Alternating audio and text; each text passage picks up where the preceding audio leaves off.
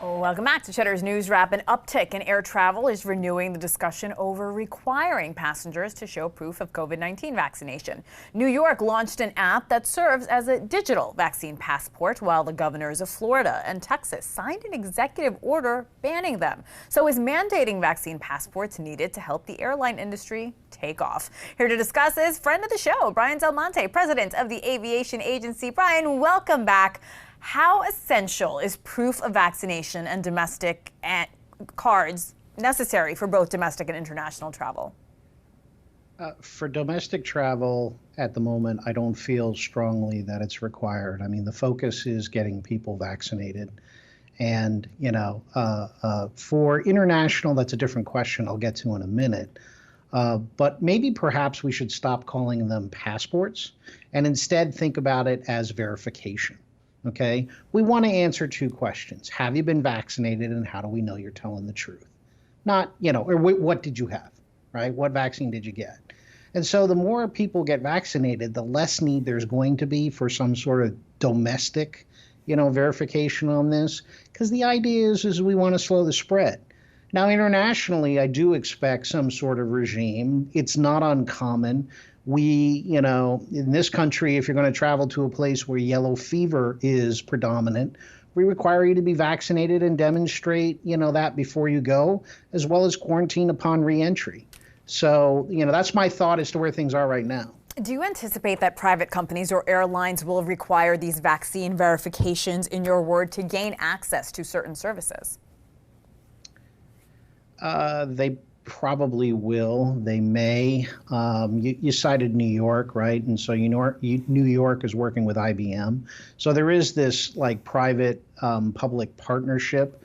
But to a certain extent, this is very hard to do. And so it's going to be, unnecessary if there's high degrees of vaccination. We don't make people show us that they were vaccinated against measles, mumps, and rubella, because most people are. So the problem is right now is that we want to reopen spaces, but until we can verify whether or not you're, essentially a pathogenic risk, that's what's driving this. So the faster we get vaccinations out, the less likely it is we're going to need this stuff. How could requiring vaccine passports or this proof of verification prevent travel for those people that don't plan or have not been vaccinated? Well, I think we'll have to see how it plays out, but I think it could create a two-tier system where there are those who are vaccinated who don't have restriction and those who aren't who do. And I think that there are, at least for U.S. citizens traveling within the United States, if it were to become a domestic requirement, there are significant legal arguments to be made that would not be a lawful regime. We'll see how it pans out.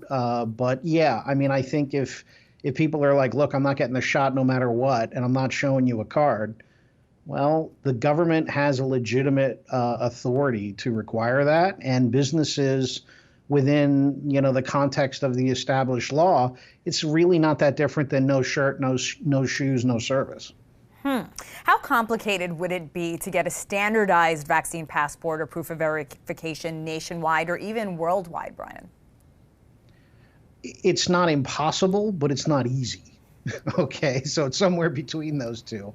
I'd say this is why I think international it's going to be more likely than domestic. The problem is answering those two questions. How do we know you're telling the truth is really the tricky one, because this data isn't stored in one gigantic database somewhere that can be checked. But obviously for passport control, when you go through a country and whatnot, there's materials encoded on your passport and things like that. So it's possible to build. It's just not possible to build quickly, although IBM apparently is really going at it, as are a few others. And I think blockchain may shine, as a result of all this. I do want to ask more about international travel. Do you think, Brian, international cooperation is needed to establish these vaccine requirements similar to how countries address yellow fever and smallpox, like you alluded to a few moments ago? Yeah, absolutely. I mean, this is going to be a multinational event, and this is where I think the Biden administration will be particularly good at it.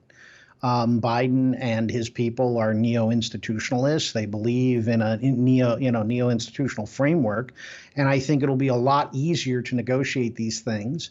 And we have a framework to deal with. I mean, after 9/11, we changed basically the rest of the world in terms of how they do their screening requirements for all flights coming into the United States. And by extension, we just kind of changed screening requirements generally around the world.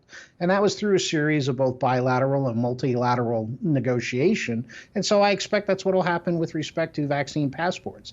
Because unfortunately, I don't think this is the last time we're going to deal with a pandemic. Well, we hope you come back to discuss that. Brian Del Monte, president of the Aviation Agency. We always appreciate your time, Brian. Thanks so much.